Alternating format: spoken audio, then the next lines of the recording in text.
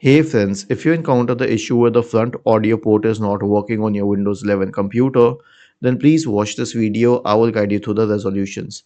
So here's what you have to do. First of all, right click on the start button and select settings from the menu. Go to the system tab and then scroll down and select troubleshoot. Click on other troubleshooters and click on run corresponding to the audio troubleshooter. It will detect the problems and fix them if possible. The next solution is to update the audio drivers, each and every one of them. So search for device manager in the Windows search bar and open device manager. Expand the list for audio inputs and outputs. Right click and update all of the drivers.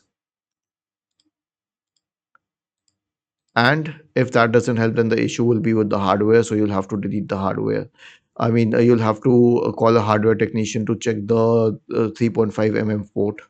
Was this helpful?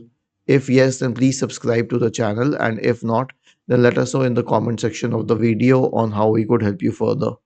Thank you for watching this video and have a nice day.